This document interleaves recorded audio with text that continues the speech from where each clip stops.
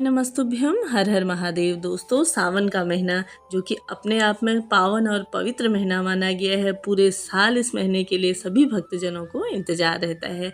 तो जैसा कि आपको सबसे पहले मैं बताते हुए चलूं कि सावन का महीना जैसा कि प्रारंभ हो जा रहा है 22 जुलाई के दिन और सावन मास समाप्त होगा 19 अगस्त को। और इसके साथ ही सावन के कौन कौन से सोमवार किस दिन पड़ रहे हैं, यह लिस्ट मैंने आप सभी के लिए स्क्रीन पे लगा ली है। आप नोट डाउन करते हुए चलिए। तो जैसा कि अभी तक आपने मेरे चैनल को सब्सक्राइब नहीं करा है तो चैनल को सब्सक्राइब कर लीजिए और बेल आइकन को प्रेस करना ना भूलिए। इसके साथ ही साथ जैसा कि आप लोगों में से ही कई महिलाओं के प्रश्न आ रहे हैं कि हमें इस साल सबसे पहले व्रत, जो कि पहला व्रत कुंवारी लड़कियां या महिलाएं उठाना चाहती हैं तो व्रत करें या ना करें, साथ ही कुंवारी कन्याओं को मंगला गौरी का व्रत करना चाहिए या किस तरह से करना चाहिए, पूजन विधि क्या है।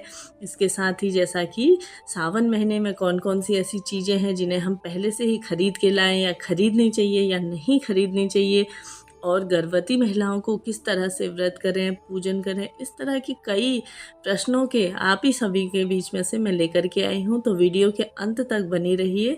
और साथ ही साथ जैसा कि माना जाता है कि इस महीने किया गया कोई सरल सा उपाय, कोई नियम अगर आप लेते हैं तो वह आपके जीवन को अवश्य से ही बदलने वाला होता है। आपकी सभी मनोकामनाओं को पूर्ण करने के लिए महादेव का यह महीना अपने आप में अत्यंत ही सर्वश्रेष्ठ माना गया है। तो चलिए शुरू करते हैं। सबसे पहले बात कर लेते हैं कि सावन के महीने में कोई व्रत उठा सकते हैं या नहीं। हाँ जी, बिल्कुल। आप मन में कोई संकोच मत करिए। मल मास, खर मास, वो सब कुछ भी नहीं है। तो आप सभी को क्या करना है, कोई सा भी व्रत आप उठा सकती हैं सिवाय एकादशी के व्रत के। एकादशी का व्रत आप नहीं उठा सकते। साथ ही साथ मंगला गौरी का व्रत, और इसके साथ ही जैसा कि सावन के सोमवार आप अगर पहली बार भी उठाना चाहते हैं तो आप उठा सकते हैं, कोई दिक्कत की कर सकते हैं, कोई दिक्कत की बात नहीं है। इसके साथ ही साथ कुछ एक लड़कियों का कहना है कि हम अगर सावन के सारे सोमवार नहीं कर सकते तो जैसा कि सावन की शिवरात्रि जो होगी, जो मासिक शिवरात्रि आती है, वही कर सकते हैं। तो कोई दिक्कत की बात नहीं, आप उसी को कर लीजिए। उससे भी आपको सावन महीने का पूर्ण फल प्राप्त हो जाता है। माना जाता है कि इस महीने तो 1 लोटा जल चढ़ाकर भी सभी मनोकामनाएं पूर्ण हो जाती हैं। अब बात कर लेते हैं गर्भवती महिलाओं के लिए। तो गर्भवती महिलाओं को अपने घर पर ही पूजन करना चाहिए। फोटो प्रतिमा कोई महादेव की हो, उसे लगा करके आप पूजन कर सकती हैं। चौकी बिछा लीजिए। तो आप सभी को क्या करना है, शिवलिंग की पूजा नहीं करनी है, आपको शिवलिंग को स्पर्श नहीं करना है। और साथ ही साथ जैसा कि आपको पूरे दिन व्रत करके भूखा रहने की भी आवश्यकता नहीं है। चाहे तो आप सबसे पहले अपने स्वास्थ्य का ध्यान रखिए। सबसे पहले आप सभी को क्या करना है, घर पर ही पूजन इत्यादि कर लेना है। साथ ही अगर आपकी श्रद्धा है, नहीं मानते हैं तो कोई दिक्कत की बात नहीं, आपको फलाहार अवश्य से ले लेना है। जल और फल के साथ ही आप सभी को इस दिन व्रत करना है। साथ ही और इसके साथ ही जो भी अगर आपके जैसा कि घर पर रुद्राभिषेक हो रहा हो, पार्थिव शिवलिंग का पूजन हो, इसमें भी आप सभी को स्पर्श नहीं करना है। जैसा कि साथ में बैठते हैं अपने पति के साथ, अगर आप बैठना चाहती हैं किसी पूजन में तो महादेव के पूजन में आपको किसी पे भी नहीं बैठना है। यह कार्य आप अवश्य से करिए। और सारी चीज़ें आप कर सकते हैं। जैसा कि कई लोग कहते हैं कि सुहागन महिलाओं को श्रृंगार नहीं, नए कपड़े नहीं पहनने चाहिए, श्रृंगार नहीं करना चाहिए। ऐसा नहीं है। मेहंदी नहीं लगानी चाहिए, नहीं, आप पूर्ण श्रृंगार करिए, मेहंदी इत्यादि लगाइए। गर्भवती महिलाओं के साथ मेहंदी का कोई वो नहीं है। तो आप सभी को क्या करना है, पूर्ण श्रृंगार करना है। साड़ियाँ, चूड़ी इत्यादि जो भी आपको पहननी है, पूर्ण श्रृंगार करके आपको महादेव का पूजन करना है। इसके साथ ही साथ कुछ महिलाओं ने पूछा है कि दीदी सिंदूर कौन सा लगाएं।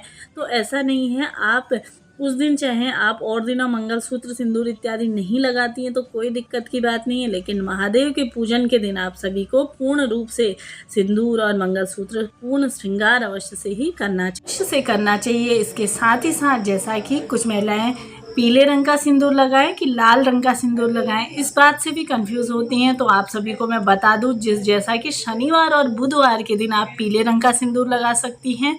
अन्य दिनों में, सावन के दिनों में, पूजा पाठ के समय आप सभी को लाल रंग का सिंदूर लगाना चाहिए।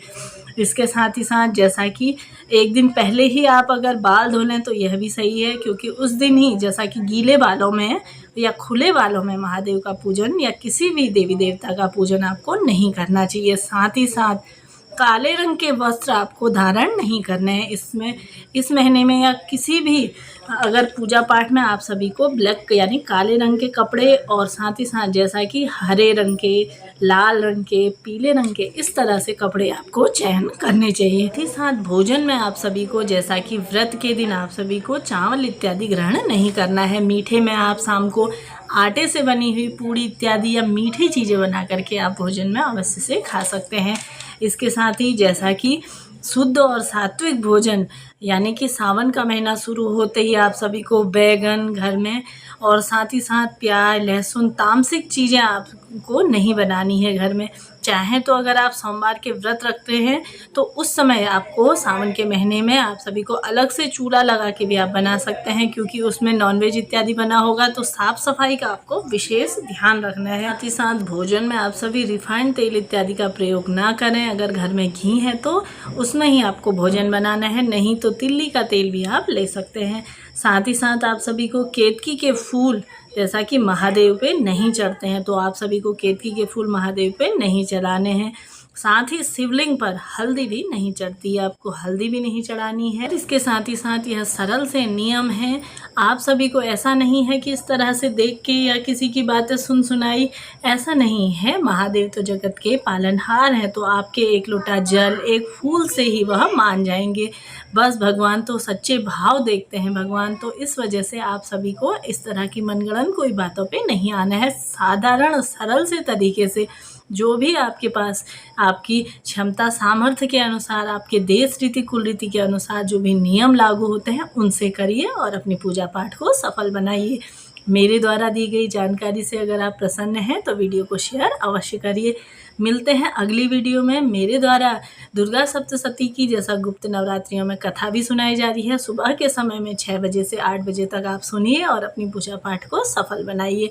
मिलते हैं अगली वीडियो में, तब तक के लिए राधे राधे।